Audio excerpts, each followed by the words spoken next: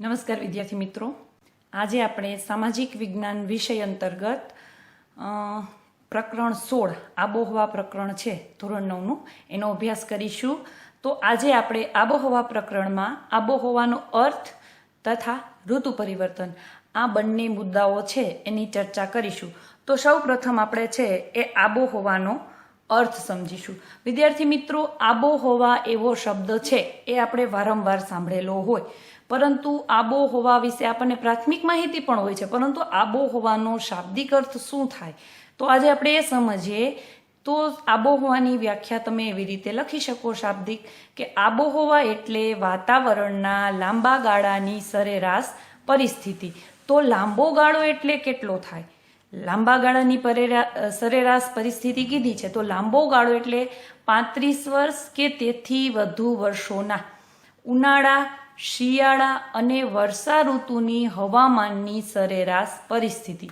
એટલે કે 35 વર્ષ, ઓછામાં ઓછા 35 વર્ષ.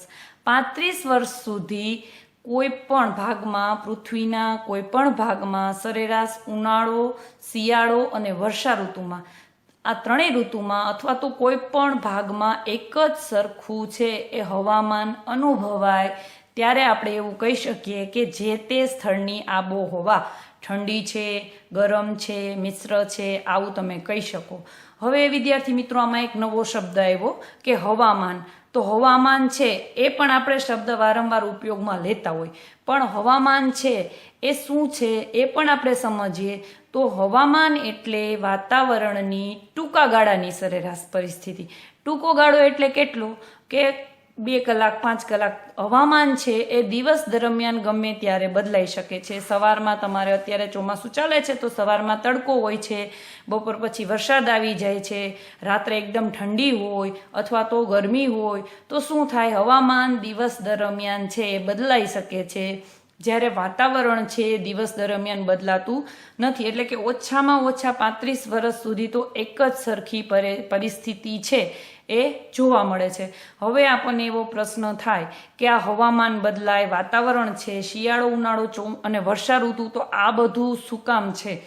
કે ઋતુ પરિવર્તન શું કામ થાય છે? દરેક જગ્યાએ હવામાન અલગ હોય છે, દરેક જગ્યાએ છે એ ઋતુઓ અલગ હોય છે. આવું શું કામ? કારણ કે પૃથ્વીનું ભૂપૃષ્ઠ, આપણે અગાઉના પ્રકરણમાં મેં તમને શીખવ્યું હતું કે પૃથ્વી છે એ 3 ભાગમાં વહેંચાયેલ, 2 વિભાગમાં છે, ઉત્તર ગોળાર્ધ અને દક્ષિણ ગોળાર્ધ. આ 2 ગોળાર્ધમાં વિભાગિત થયેલી છે અને ઉષ્ણકટિબંધ, સમશીતોષ્ણ કટિબંધ અને શીત કટિબંધ, આ 3 ભાગમાં વિભાજિત થયેલી છે.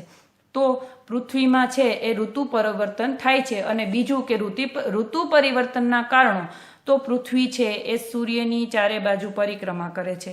એટલે પૃથ્વીની પરિક્રમણ ગતિ છે એ, અને પૃથ્વીનું ધરી નમન અને ધરી ભ્રમણ, તો પૃથ્વી પોતાની ધરી પર નમેલી છે અને સૂર્યની ફરતે પરિક્રમણ કરે છે. ઋતુ પરિવર્તનનું આ મુખ્ય કારણ છે. હવે પૃથ્વી પોતાની ધરી પર કેટલી નમેલી છે? તો કે 23.5 અંશ નમેલી છે અને પોતાની કક્ષા સાથે 66.5 અંશનો ખૂણો બનાવે છે. તો હવે પૃથ્વી છે એ સૂર્યની ફરતે પરિક્રમા કરે છે, પોતાના ખૂણા પોતાની ધરી પર નમેલી છે અને પૃથ્વીની પોતાની કક્ષા સાથે ખૂણો બનાવે છે, જેથી ઋતુ પરિવર્તન થાય છે. તો એ સમજવું હોય તો સરસ મજાની તમે પહેલાં જો આકૃતિ ઉપરથી સમજી શકો છો કે સૂર્ય છે વચ્ચે, પૃથ્વી પરિક્રમા જ્યારે કરે છે તો સૂર્યના સીધા કિરણો છે એ પૃથ્વીના દરેક ભાગ પર સીધા કિરણો પડતા નથી. જે ભાગ સૂર્યની સામે હોય, જે ગોળાર્ધ સૂર્યની સામે હોય, એ ગોળાર્ધમાં સૂર્યના સીધો કિરણો પડે છે, અને જે એની વિરુદ્ધ હોય એટલે કે સામે ન હોય ત્યાં ત્રાસા કિરણો પડે છે. તો જો તમે આકૃતિમાં જુઓ છો કે ઉત્તર ગોળાર્ધ જ્યારે સૂર્યની સામે આવે છે, કર્કવૃત્ત, તો શું થાય?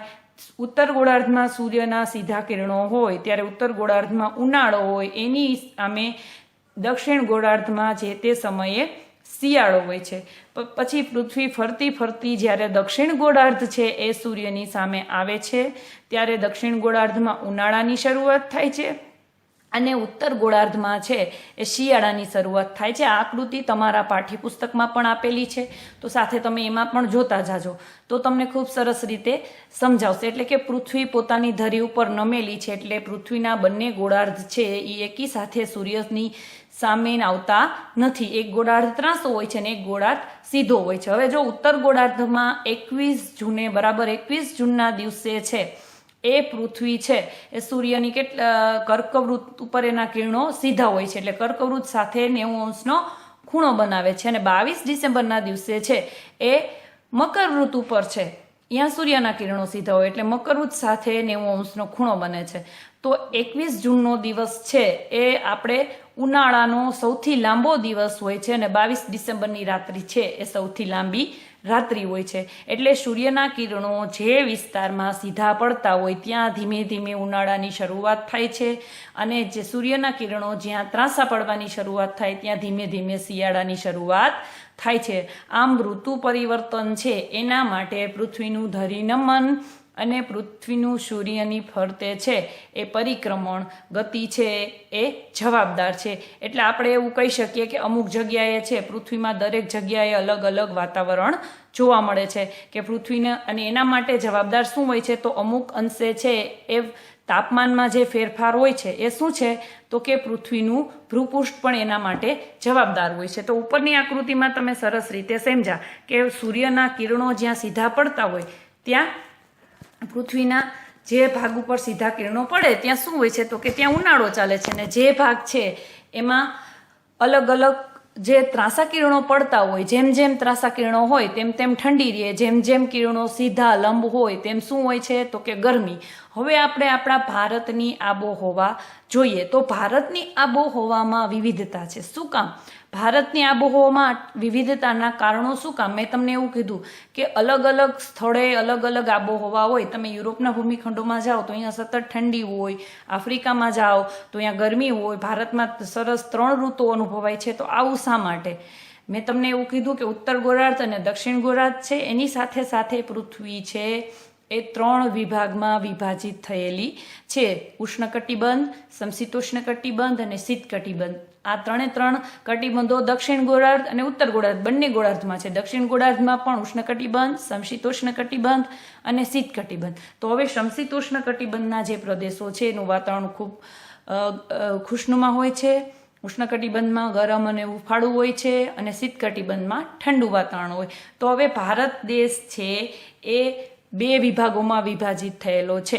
તમે અગાઉના પ્રકરણમાં જોયું કે ભારતની મધ્યમાંથી કર્કવૃત પસાર થાય છે, એટલે જે કર્કવૃતથી નીચેનો ભાગ છે એ કેવો છે ઉષ્ણકટિબંધમાં છે, અને કર્કવૃતથી ઉપરનો જે ભાગ છે એ સમશીતોષ્ણ કટિબંધમાં આવેલો છે. તો જો એક ભારતમાં આબોહવા છે એની વિવિધતા શું કામ છે તો કે ભારત દ્વીપકલ્પીય પરિસ્થિતિ ધરાવે છે. હવે ભારત છે એની બંને બાજુએ દરિયા કિનારો છે, બરાબર, અને વચ્ચે દ્વીપ છે. એટલે શું થાય, નીચેનો ભાગ છે દક્ષિણ ભાગ છે એ દ્વીપકલ્પીય પ્રદેશ છે. એટલા માટે દ્વીપકલ્પીય પ્રદેશની આબોહવા કેવી હોય છે, અને દ્વીપકલ્પીય છે સાથે સાથે ઉષ્ણકટિબંધમાં પણ આવેલો છે. તો ત્યાંની આબોહવા ગરમ અને ભેજવાળી હોય છે.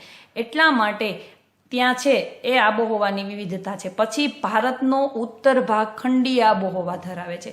હવે ભારતનો ઉત્તર ભાગ છે એ એક તો સમશીતોષ્ણ કટિબંધમાં આવેલો છે, અને બીજું છે ખંડીય આબોહવા.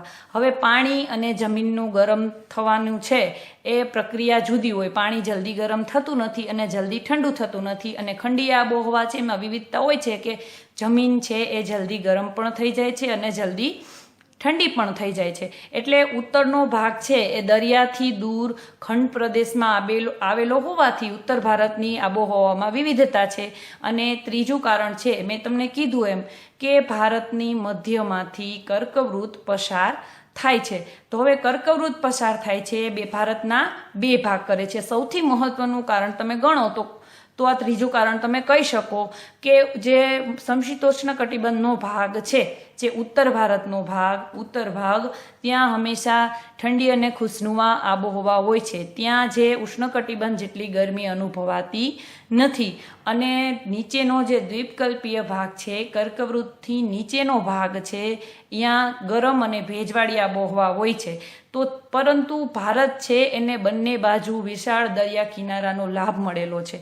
તો આ લાભના લીધે ભારતના જે દક્ષિણ ભાગ છે ત્યાં એટલી બધી ગરમી અનુભવાતી નથી, કારણ કે દરિયા કિનારાની આબોહવા છે એ સમ હોય છે, ગરમ અને ભેજવાળી હોય છે. એટલે ભારતની છે એ આબોહવામાં વિવિધતા છે એ જોવા મળે છે. ભારતની આબોહવા છે એ કેવી છે? ખુશનુમા છે, સમ છે.